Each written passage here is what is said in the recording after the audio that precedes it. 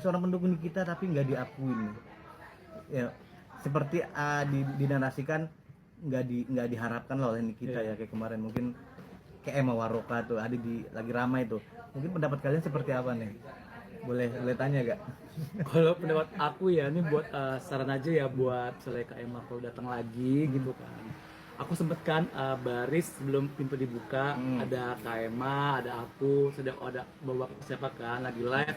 Aku kaget dong, Kak Emma bilang sama beberapa orang itu katanya, Pak masuk dong ke live aku, belanja di keranjang aku. Aku kaget dong. Lu denger? Dengar, ada kok rekamannya aku lagi live gitu. Terus aku bilang gini, kakak jualan, iya aku tetap promosi dong di mana-mana aja, dia bilang. Wow, pejuang affiliate kan aku sindir lagi gitu kan. So mikir kan mati, kan di persidangan kok jualan gitu loh. Nah setahu aku kan jualannya Kak Emma kan ini kan produk lain kan ya, bukannya produk Kak Niki gitu. Misalnya kalau mau support ya nggak masalah ya. Misalnya dimasukin keranjangnya Kak Niki itu nggak masalah, tapi ini kan keranjang orang lain. Kalau bilang mau support gimana gitu loh, kok tetap jualan gitu loh. Maksud aku ya saran aja untuk persidangan nanti jangan nggak usah ada keranjang kuning lah gitu, kan biar ada tahu tempatnya lah. Saya pun juga jualan kan sekolah live ada keranjang kuning, tapi pasti situ saya mengkondisikan aku sebagai mensupport Kaniki, mendoakan Kaniki. Kan di nonton di live itu kan banyak kan ya, hampir satu Indonesia menontonnya. Pas aku tegur kayak gitu ya dia nggak terima gitu loh sama aku, sampai aku diblokir TikTok aku, IG aku diblokir gitu kan. Katanya gitu bohong, gue nggak pernah ini atau diusir atau gimana gitu kan. Jelas-jelas kan pas masuk aku duduk kan Kak Emma paling depan, Katesa di sebelah baris kedua, aku ketiga.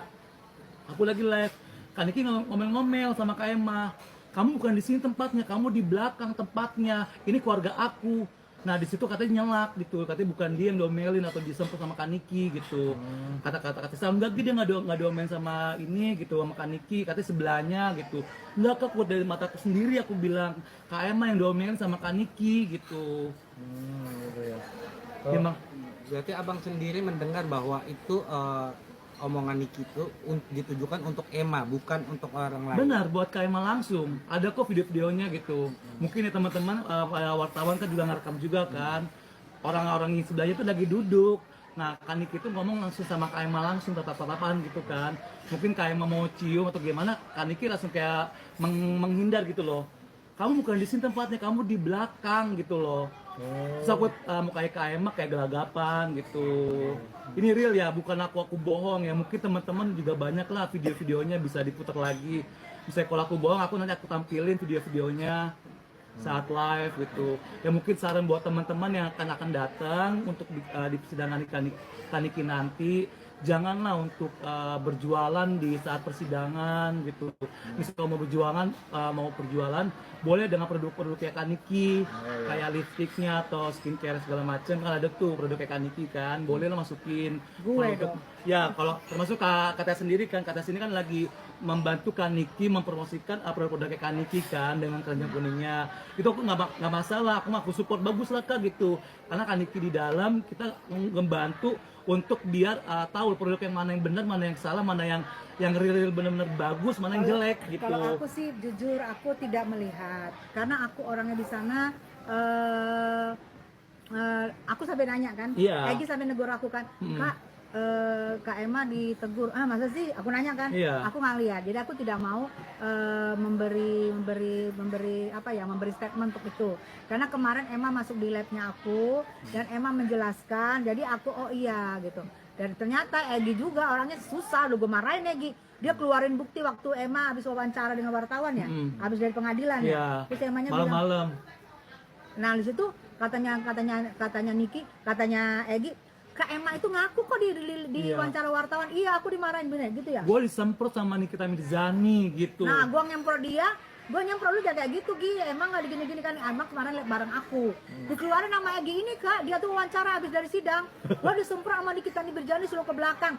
Nah jadi gue diem deh, yang mana ditunjukin sama dia buktinya. Iya, Iya, Emma wawancara mohon maaf sama- ya, aku bukannya menyalahkan siapa kan, aku kalau ngomong ada buktinya loh gitu. Tapi- Katanya marah sama aku pas nelfon, Egi lu ngapain gini Emma, kamu bohong. Hah, bohong Kak? Enggak kok Kak, dia sendiri ngaku kok Kak saat diwawancara, aku bilang.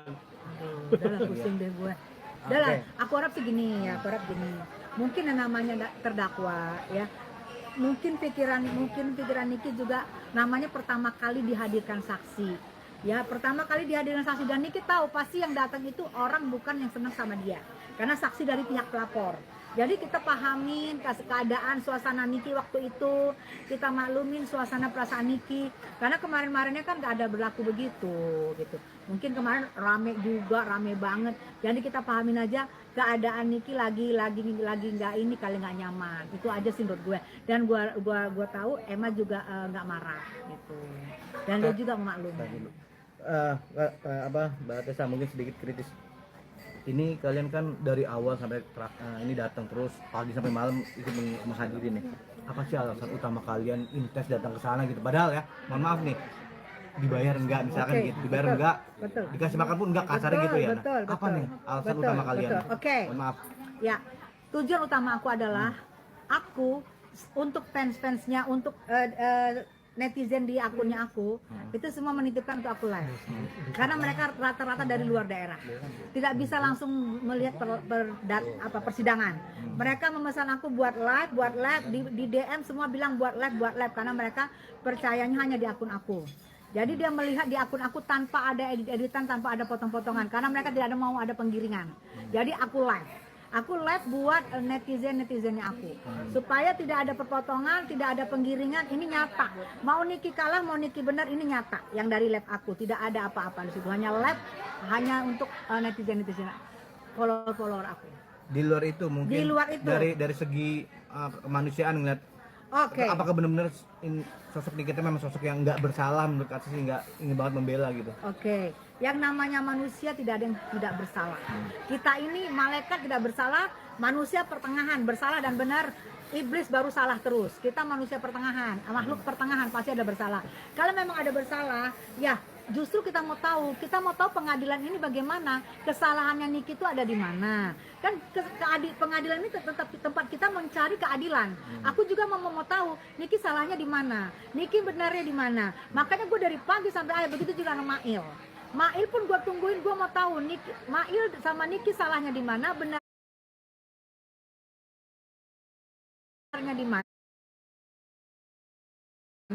sehingga kita paham nih. Karena ini kan kasus sudah viral.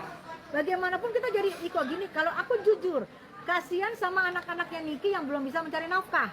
Itu kalau tujuan utama aku, karena aku seorang ibu. Aku pernah merasakan juga menjadi ibu tunggal. Tapi jujurnya aku mau pengen tahu Niki itu di mana benarnya dan di mana salahnya.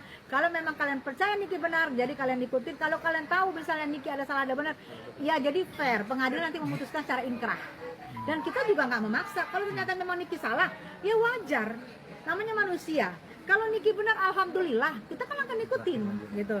Kita akan ikutin persidangan itu dengan sopan, dengan tidak ada kerusuhan, dengan tidak ada intimidasi. Kita ikutin dengan sopan, karena kita mau tahu seorang public figure, terutama gue, baru kali ini dalam sejarah ada artis kena pasal pemerasan dan TPPU.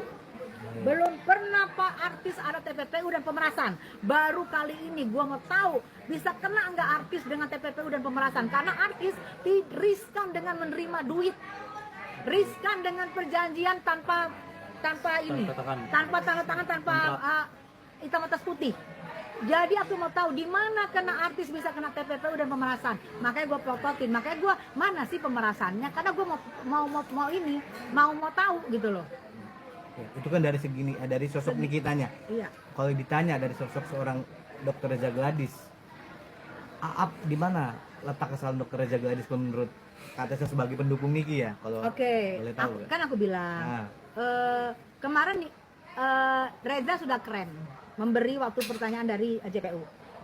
Si sehingga yang dibilang orang pelangak terbantahkan tuh waktu yang CBU sama Reza. Jadi kan bilang kayak dihafal, keren banget lah pokoknya, mungkin udah ini. Tapi setelah waktu ada pertanyaan tanya jawab sama Nikita, di situ aku lihat dia mulai agak baling, agak sedikit melemah. Aku nggak ngerti apakah karena sosoknya Nikita atau karena memang tidak kesesuaian jawabannya dengan BAP. Aku sendiri tidak melihat BAP-nya, tapi menurut Nikita, aku menghafal BAP ini. Kenapa tidak sesuai? Yang itu menurut gue kalau bisa, makanya aku bilang tadi himbauan aku, kalau bisa nanti sesuai dengan BAP. Supaya apa? Supaya titik terangnya